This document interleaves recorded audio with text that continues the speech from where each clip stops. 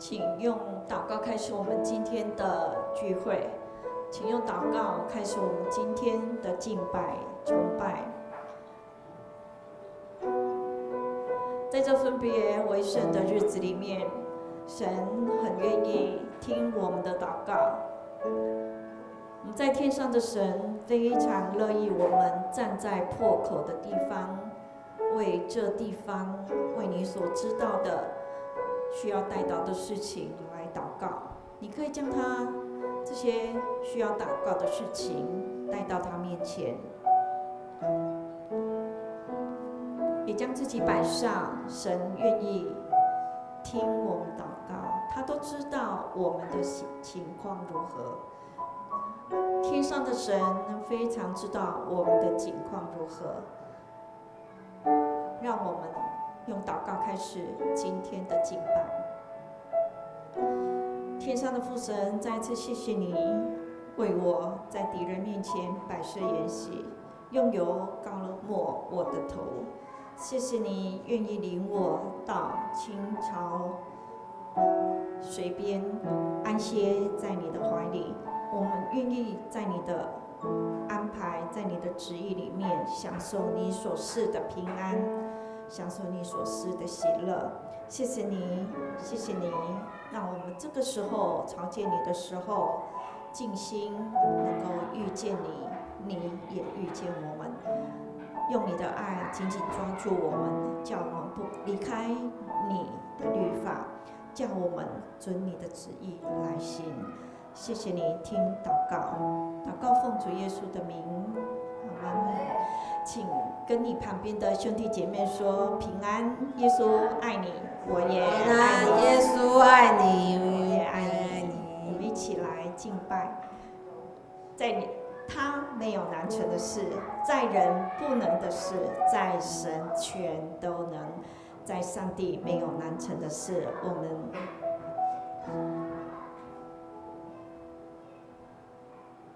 一起来信仰告白。我信上帝全能的父，创造天地的主。我信我主耶稣基督，上帝的独生子。他从圣灵感孕，由童贞女玛利亚所生，在本丢比拉多手下受难，被钉于十字架，受死，埋葬，死在阴间。第三天从死人中复活，升天，坐在全能父上帝的右边，将来必从那里降临，审判活人与死人。我信圣灵，圣而公的教会，圣徒的相通，罪的赦免，身体的复活，永远的生命。阿们。我们一起来宣告，在神没有难成的事。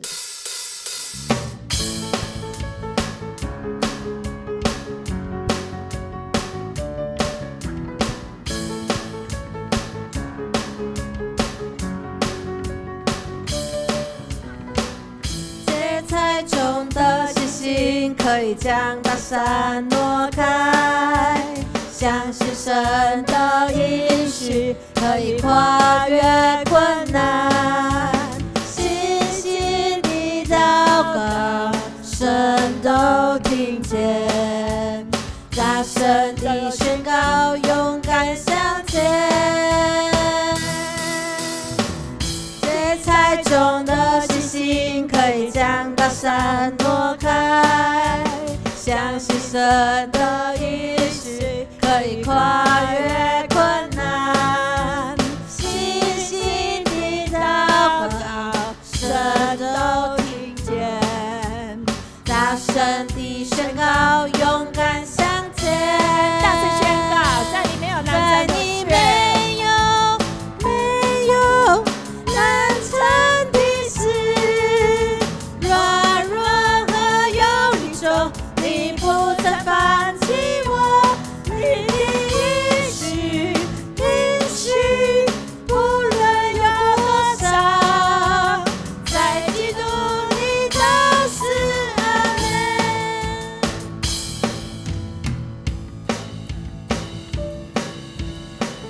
要用信心来宣告，在神没有难成的事，相信他听我们信心的祷告。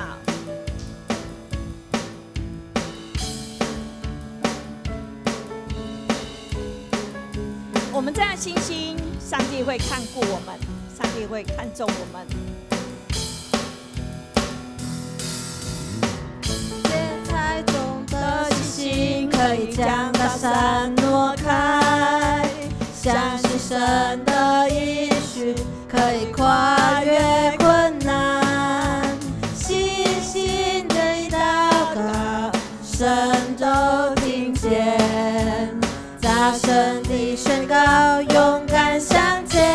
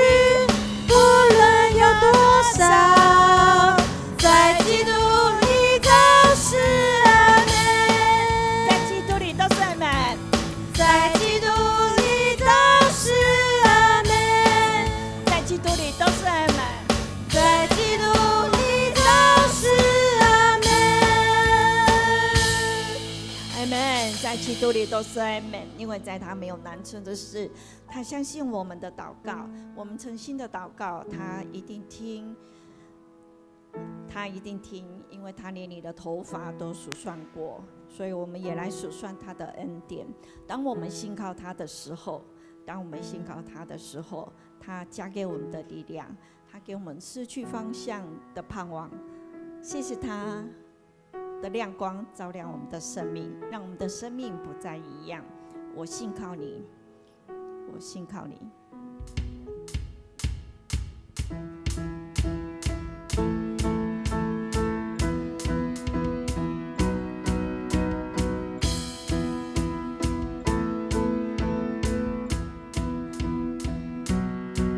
当软弱疲乏，你加给我力量，感觉彷徨。你赐给我盼望，失去方向，你话语成为我的亮光。我的生命已不再一样，起来颂扬，用新的乐章完全献上，一同赞美耶稣我的王。耶稣耶稣，我信靠你，多少世上已证明，耶稣耶稣，宝贵耶稣，愿我信心更坚定。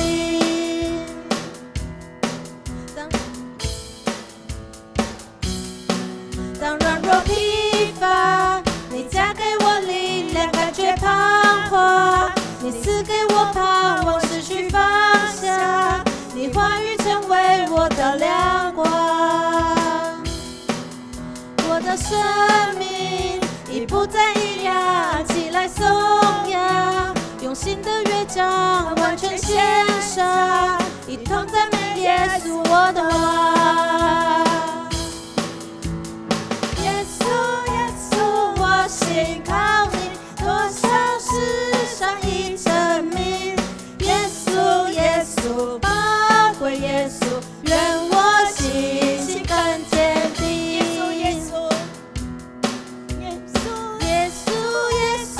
我信靠你，多少世上已证明，耶稣耶稣，宝贵耶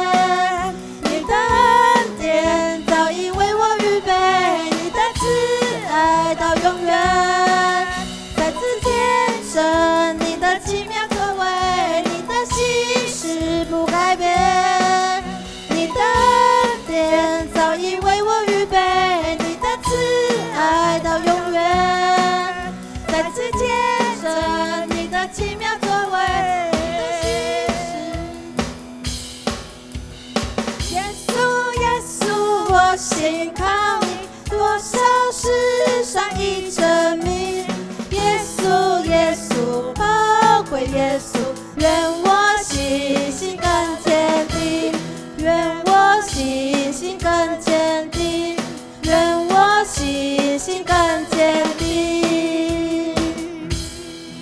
是的，耶稣，我信靠你，因为你在许多事情上面证明，当我们信靠你的时候，你会加给我们力量，在我们软弱疲乏的时候，感觉彷徨的时候，你会赐给我们新的力量，重新开始。谢谢你，当我们赞美你，我们赞美你，帮助我信心更坚定的信靠你。谢谢你，谢谢你听我们的祷告，再一次将讲台摆在你面前，愿你来帮助我们，叫我们所听的、所讲的都是荣耀你、利益于人的。谢谢你听我们的祷告，谢谢你，愿你的旨意成就在地上，如同成就在天上，照你自己的旨意运行。谢谢你，谢谢你听祷告，奉主耶稣的名，阿们。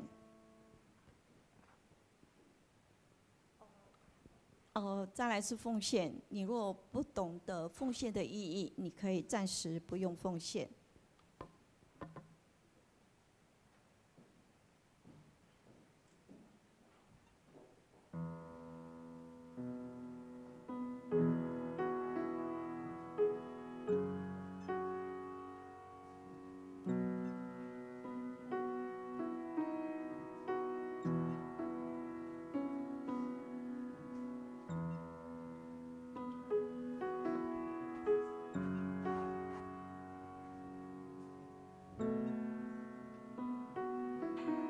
我们一起起立，我们一起来唱奉献回应的诗歌。我心属于你，我来到你面前，全心向你呈现，耶稣，你是如此爱我，我单单属于你。主，我在这里献上我的心，生命的一切完全献给你，因为我并没有财宝和金银能够献给你，唯有我的心，我唯一祷告，为了无求，是你能悦纳我，献上我的全所有，愿我这一生成为你器皿，来完成你旨意。我们一起来做奉献宣告的祷告。我相信凡事都是上帝所创造，他拥有赏赐与收回的权柄。此时，我愿意从你所得到的恩典，用感恩与敬虔的心，奉献在你面前。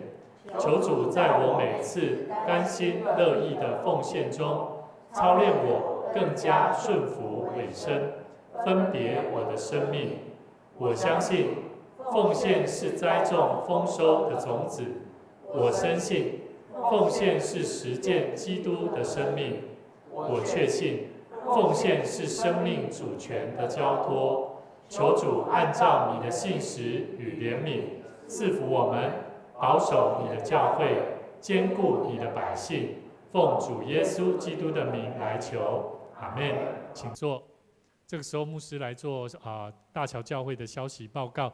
那首先欢迎每一位新朋友，那一起加入在我们今天的聚会。我们再次拍手欢迎礼拜二的这些聚会的年轻朋友，我们请他们起立好不好？我们拍手欢迎他们。好，那静瑶、丽莹、嘉伟，还有博祥。那博祥本身，他爸爸是伊斯兰教的啦。那也感谢主，他愿意今天也来到我们当中，一起跟我们参与聚会。我们再次拍手欢迎他们。我们请他请坐。那今天我们礼拜会后呢，我们会召开幸福青年小组但是因为今天好像因为我们的同工有生病不舒服，所以我们今天青年小组我们先暂停。我们下周我们再开始来召开。那帮我换下一页。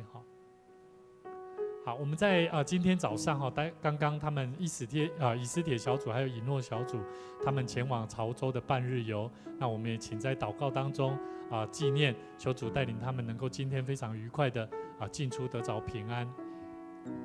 我们在社区的事工，我们即将要展开4月11号到7月4号的疗愈小生活。那这个课程12堂课非常的便宜，只有1000块的材料费用。那每一节课都会制作精美的这个植物栽子的这个盆栽啦。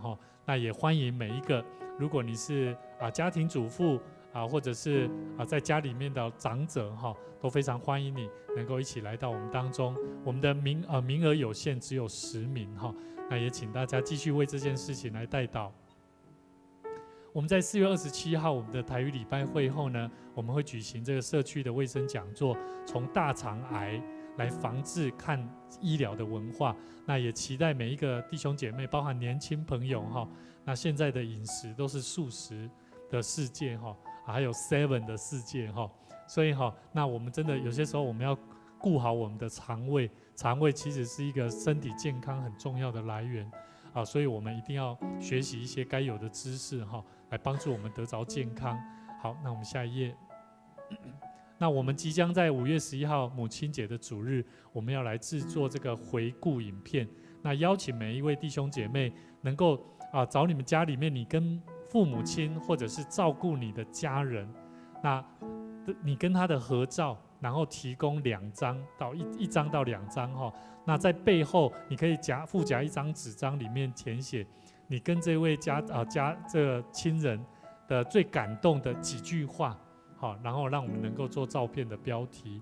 我们在5月11号我们要来制作这个影片那我们希望能够大家弟兄姐妹都可以一起来参与跟配合。好，下一页。那今天呢，我们邀请我们的教会的神学生蔡尚恩神学生来跟我们分享。今天的主题是耶稣哭了。好，我们将以下时间交给他。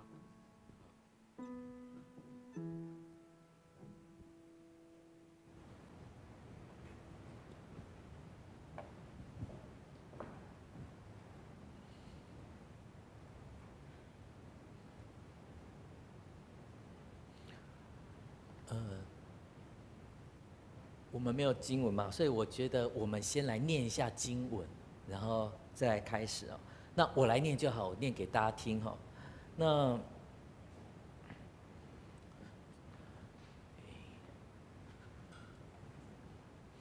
这是在圣经里头的约翰福音第11章31到36节。那其中我们主要经文是32到35。那我从多前后各一节来念。那些同玛利亚在家里安慰她的犹太人，见她急忙出来，就跟着去看她，想说玛利亚她要往坟墓那里去哭。玛利亚到了耶稣那里，看见他，就俯伏在耶稣的脚前说：主啊，如果你早点来到我这里，我的兄弟就不会死了。耶稣看到他哭，而且看跟他一起来的犹太人也都哭了，耶稣的心里就哀叹，又甚忧愁。后面34节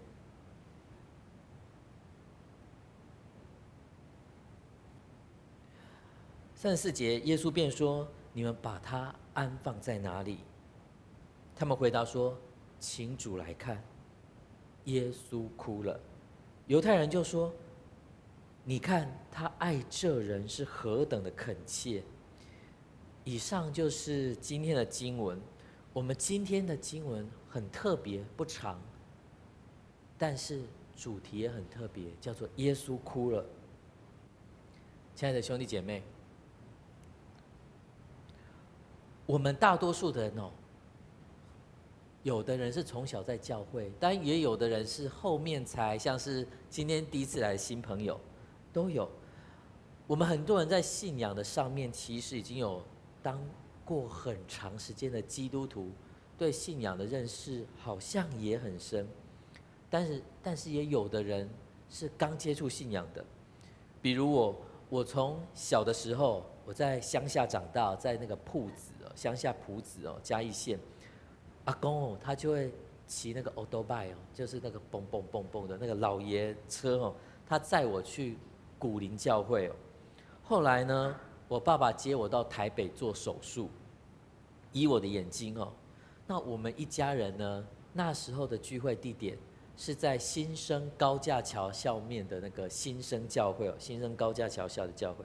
后来全家搬到台南，我们来到了大光教会，也认识了吴伟渊牧师那接下来后一段呢，我们又到了我们家附近的锡安教会去做礼拜。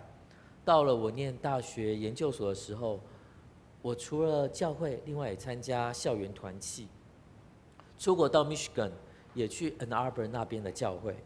所以后面呢，有一段时间，我爸爸跑到湾里教会去帮忙，我也跟过去去陪他，去帮他。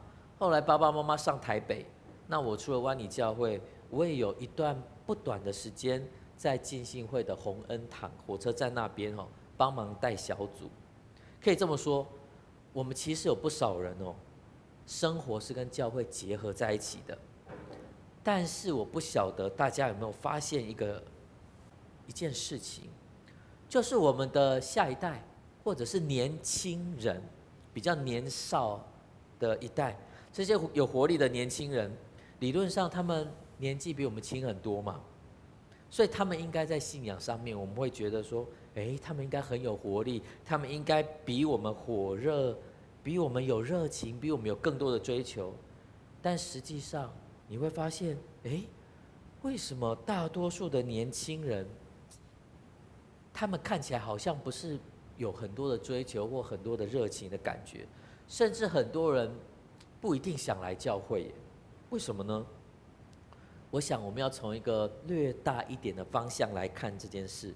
我们可以去观察现在有很多的青年人，很多的少年人，他们对教会其实有点难适应。为什么？因为教会看起来好像是非常的光鲜亮丽，但是来的人好像都没有烦恼，跟我们不一样。他们现在面对的压力跟痛苦是这样吗？其实不是。现在年轻人他们面对的压力跟痛苦比以前我们时代还要多，他们的课业更多元，要准备的东西更多。在这个信息跟物质非常丰富的时代他们要面对的资讯也更加的多，更加的广。他们的人际关系也比我们以前还要复杂。他们四周围的朋友、他们的同学等等，他们的朋友可能来自 FB 啊、Twitter 啊、IG 啊，还是 Trade 啊等等，他种种网络上面的交友软体而来的，种种新闻的来源也越来越多，但是大部分都越来越负面，种种的诈骗也越来越多。他们要怎么办？我想今天圣经所讲的这个耶稣的故事，可以给我们一个蛮好的示范。这是在约翰福音里头7个神迹的最后一个，也是因为他让拉撒路复活，所以之后呢，耶稣被撒都该人跟法利赛人他们联合起来，送上了十字架。但是我们今天没有要讨论这个神迹，我们今天是要来好好的看一下耶稣，我们要来感受一下耶稣是什么的样子。我们一起来看这边的经文，从前一个31节开始。那些同玛利亚在家里安慰她的犹太人，看到玛利亚急忙起来出去，他们就跟着玛利亚，以为玛利亚是要往坟墓那里去哭。但是玛利亚到耶稣那里，看到耶稣，他就伏在他的脚前说：“主啊，如果你早点来这里，我的兄弟就不会死了。”耶稣看到玛利亚哭，也看到跟他同来的犹太人哭了，耶稣他就心里很悲叹，他又很忧愁。兄弟姐妹，其实我们时常看到旧约上面耶和华那个旧约整本很厚那耶和华他常常会施下他的怜悯，他也常常施下他的安慰，他的生气跟他的什么揪心刺心就是他的怨气。但来到新约，我们也看到耶稣他时常有哀叹，耶稣时常会伤心跟生气。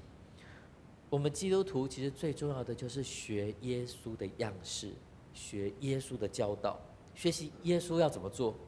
我们会发现，原来耶稣跟你想象的不一样。耶稣他并不是高高在上不食人间烟火。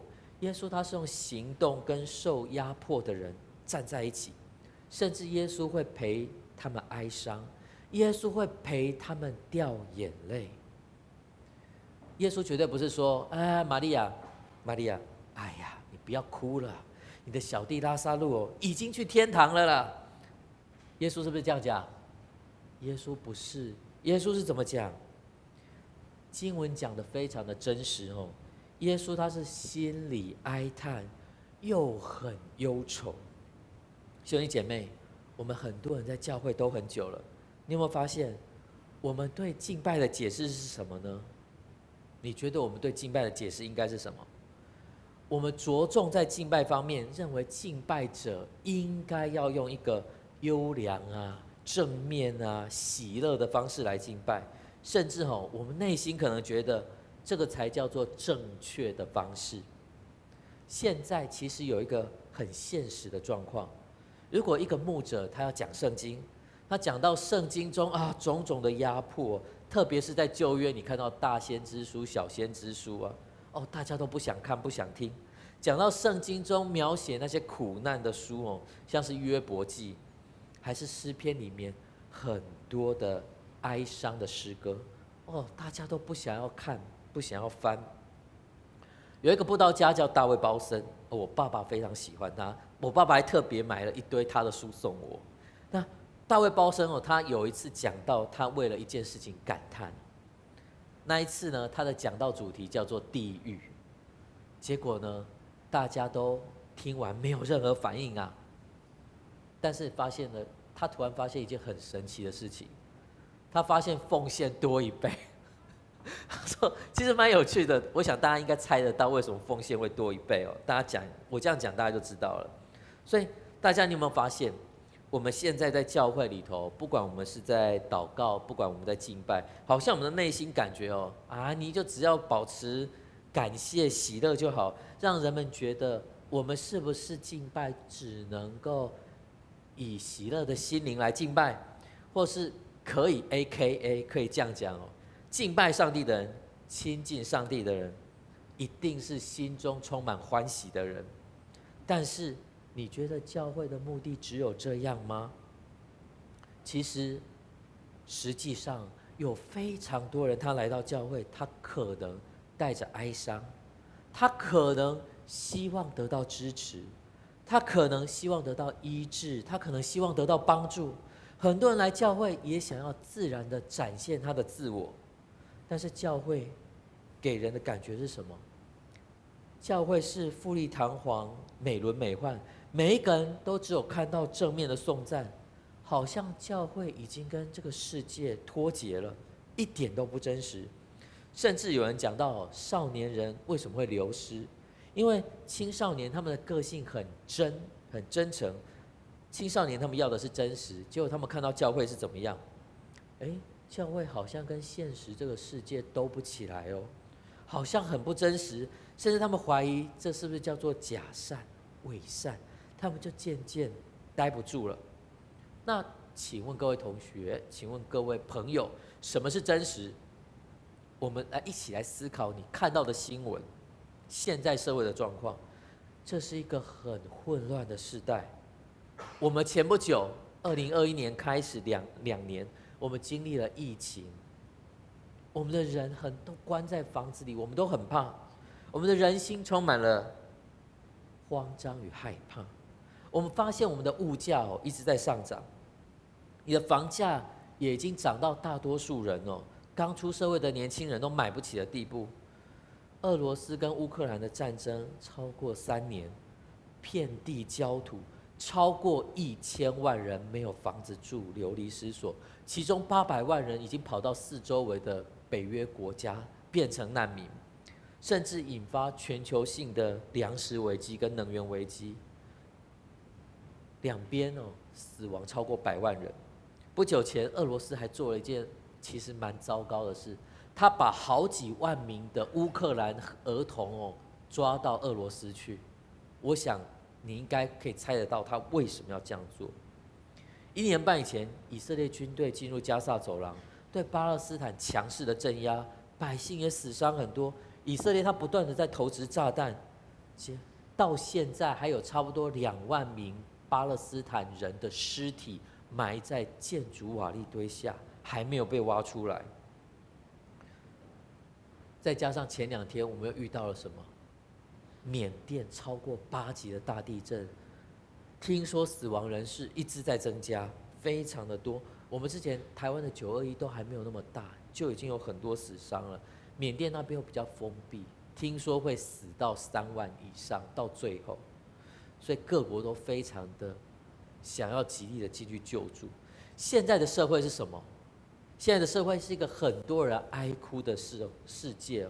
现在的世界是一个许多人需要得到安慰的世界。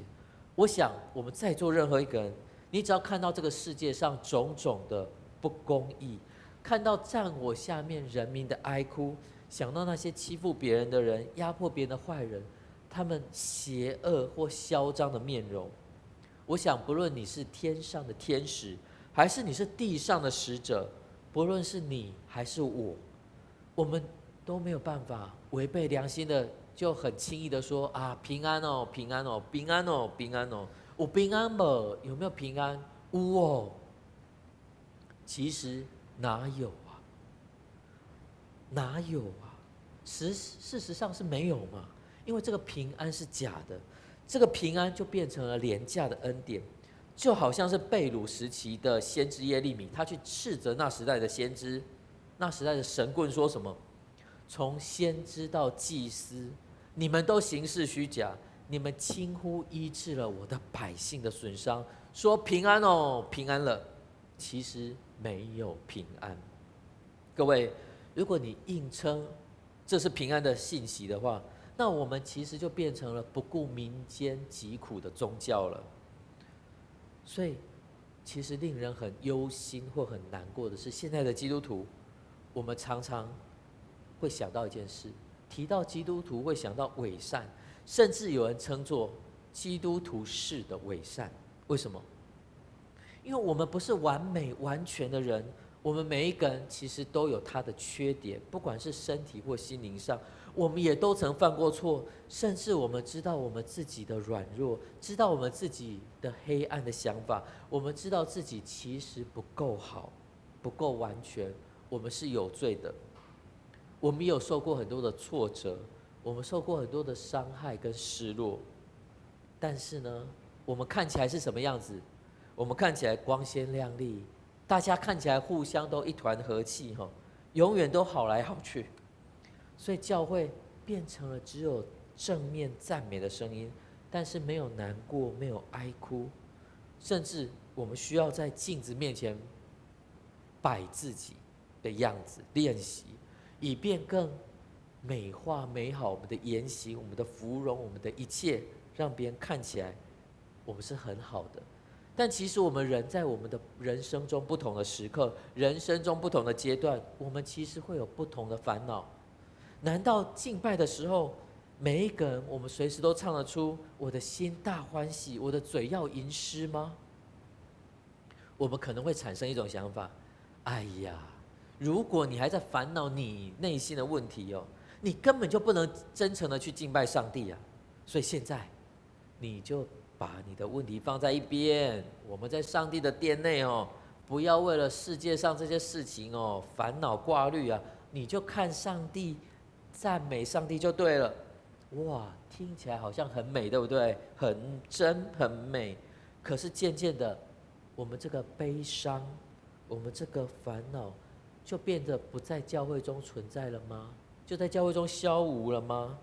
其实烦恼还是存在，我们回去还是得面对。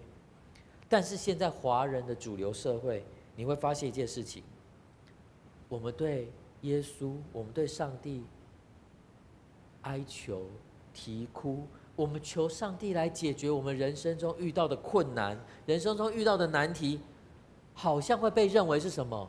你是不是没有信心呢？你是不是很软弱啊？所以你会发现说，现在在主流的教会中，好像诗篇的哀告诗已经很少看到了，还被人排除了。很多的教会其实没有留一块空间，让大家发现这个世界正在面临很多的苦难。很多的教会其实他不管在祷告还敬拜中，都没有留下任何的空间来跟人向上帝表达人的哀叹、人的抗议、人的求教、人的哀求与反对的声音。其实我们要思考，是不是我们的信仰认知教育上出现了一些问题，好像变成我们没有在处理悲伤的能力，没有处理苦难的能力。在神学院周间同学，我们都会举行毕业讲道的礼拜操练。每个礼拜，同学们他们的敬拜的设计，其实大部分都互相要求说，那个喜乐的表情啊，我们的笑容啊，你需要哪些赞美的馈靠口气你的言语中要如何表达你的期待表达那个希望向往的方式。忽然之间，我发现到我们的赞美跟我们的敬拜程序中，好像完全没有留给悲伤、破碎跟怀疑有任何的空间。我们有充足的时间给爱呀、欢喜呀、赞美呀、祈祷等等，但是我们几乎不承认这个世间有苦难，承认这个世间其实还是有很多悲伤的事。如果有的话，甚至我有时候会怀疑说，是不是我的信仰不好？怀疑说，是不是你的信仰不好，所以你才会悲伤？所以，当悲剧来临的时候，变成我们不知道怎么处理了，变成我们没办法正确的来表达我们所面对的苦难跟烦恼，因为我们都没有练习过嘛，没有练习去认识、去接住、接纳这个苦难。没有练习过去表达悲伤跟处理你身边会友或朋友他们悲伤的能力。所以如果你一旦面对了这世界的苦难，你看到了这么多新闻，看到这么多负面，我们如果还唱着很正面的歌曲但是却不是跟悲伤的人一起哭，跟至高的上帝一起悲伤，那会怎么样呢？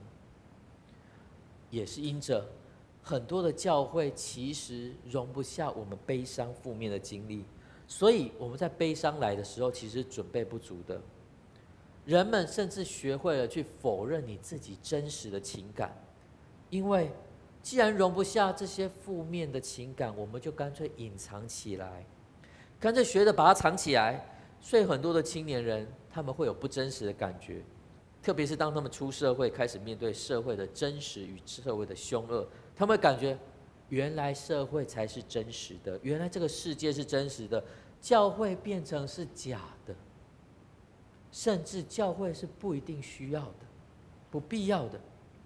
所以他们可能被长辈拉来教会了，就变成了创造一个虚拟身份，这个身份代表了我很好，我永远都没问题。实际上你真的永远都没问题吗？你真的永远都不会难过吗？基督教领袖跟旧约学者赖特，一个非常有名的学者，他有说到有一种压力，事实上我们对自己的感受变成麻木，我们以为否认悲伤还是否认痛苦这个才叫做敬虔，认为只有我们随时展现出笑容才叫做有信心。结果呢，我们变成把虚情假意的言语当成了敬拜，把真实的感受跟内心的痛苦全部都压下来，不让人知道。全部都否认。兄弟姐妹，教会要如何让年轻人感受到真实？教会要如何让你身边的人感受到真实？教会要如何成为宣扬平安信息的使者？我觉得我们需要从耶稣的身上来看。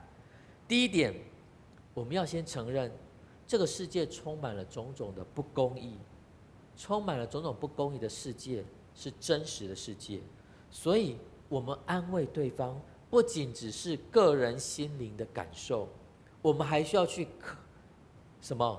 渴望跟体会上主的安慰，而且我们需要去检查我们自己，我们是不是有时候会忘记了神的教导，会忘记了上主的心意。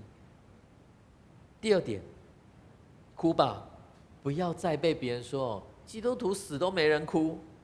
我们在教会常常强调什么？我们要向上帝祷告跟赞美，但是我们却忽略了圣经中有非常多的哀叹的诗歌、哀叹的经文，甚至哀叹的书卷。像是我上周去加利利宣教中心，我们就翻开哈巴谷书来查考，里头哈巴谷书充满了先知哈巴谷对上帝的求问、哀求、质疑，一直到最后顺服，充满了啼哭的声音。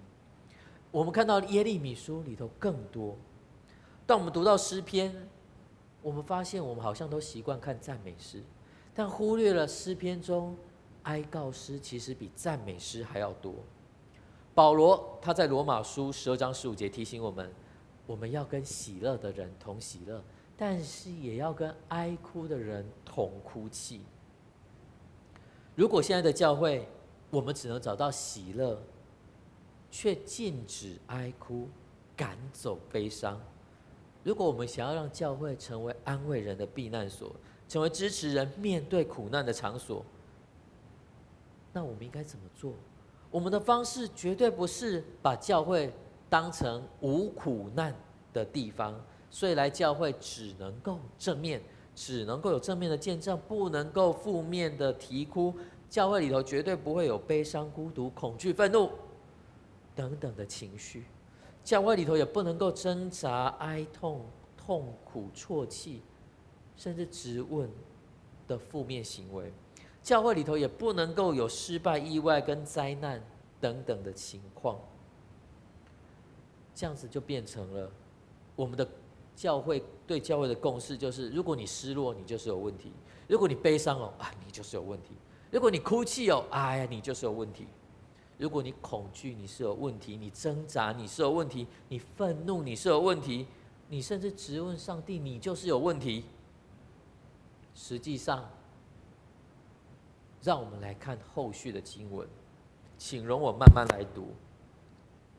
11章34节，耶稣便说：“你们把他安放在哪里？”他们回答说：“请主来看。”35节，耶稣哭了。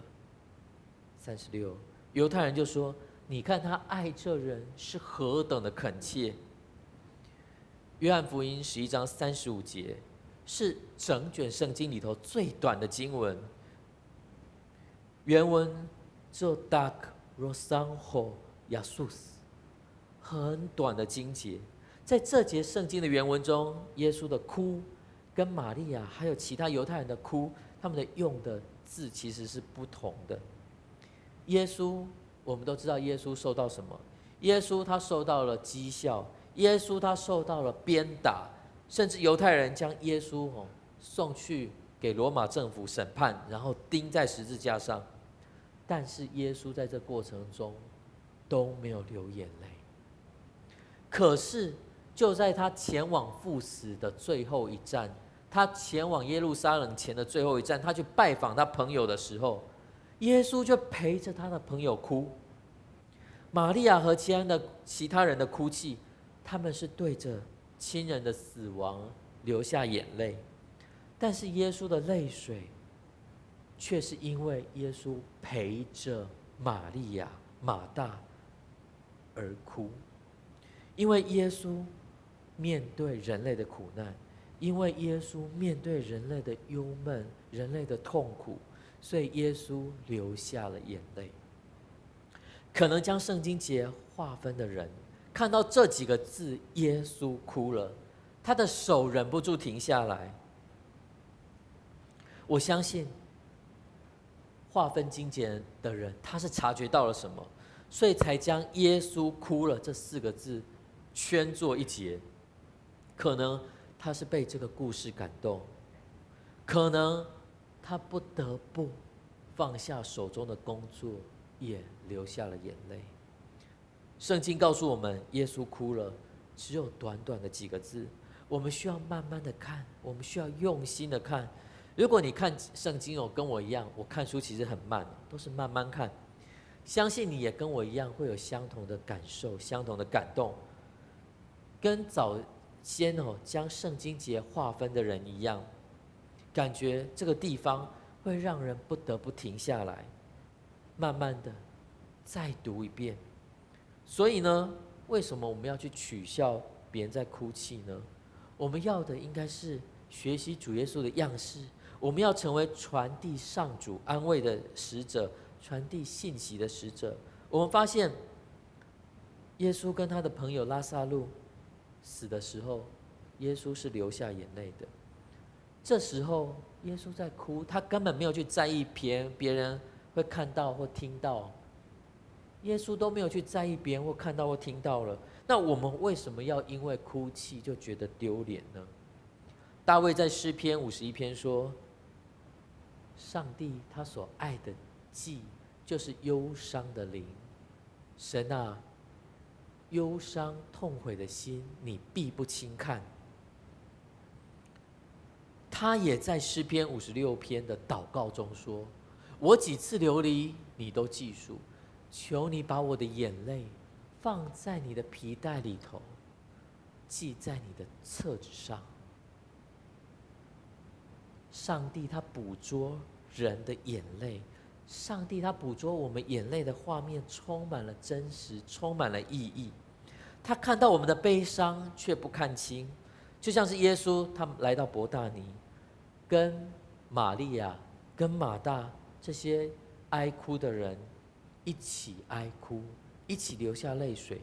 上帝也跟我们有相同的悲伤，这是最直接的安慰。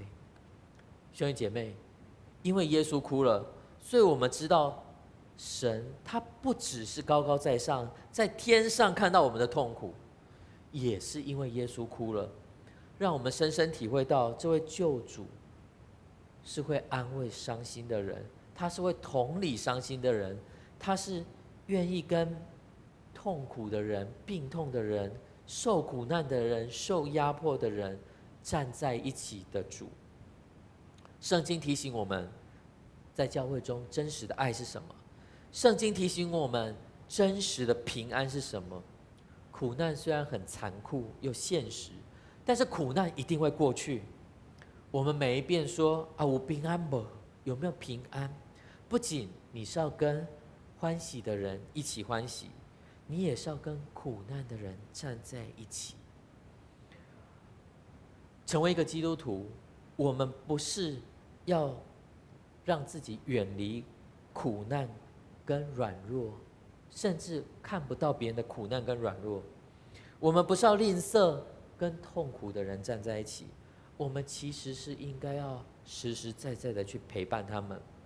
不一定你要去乌克兰啊，也不一定你要去加萨走廊，但是不管是我们在走路的时候，我们对周遭人的打招呼，我们坐下的时候，你跟隔壁的笑容，我们看到有人需要帮助的时候，你愿意伸出你的手，听到有人面临苦难悲伤的时候，你愿意跟他站在一起。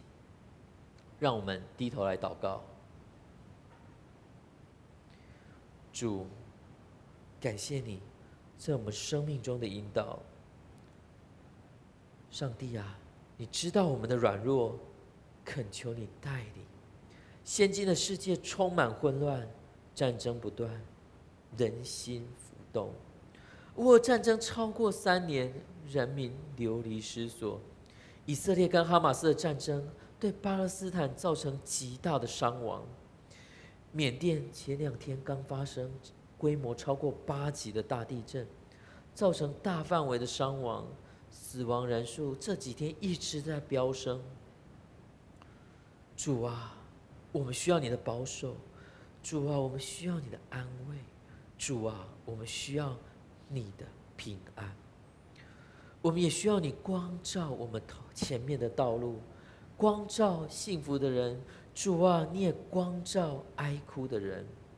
生命中就算有辛苦、有不好看的地方，生命中有痛苦的时候，主啊，因为你的爱，因为你的怜悯，我们就得着安慰。因为你是我们的牧者，有你的陪伴，我们就不怕，我们就不惊慌。有你的领导，我们就得着真实的平安。主啊，如果有什么亏欠的一切的事，主你都知道，请你扶持我们，也求主保守每一个人的出，每一个人的入，我们的生活，我们的家。主啊，我们所亏欠的你都知道，我们将这些排列在主你的面前，求你保守，继续带领引导我们。这个祷告是奉主耶稣基督的名求，阿们。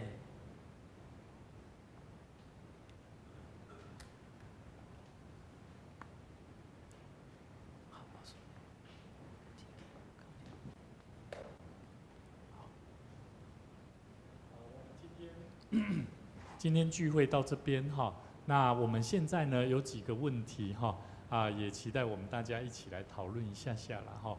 那我们今天很谢谢我们的尚恩神学生带给我们非常好的提醒。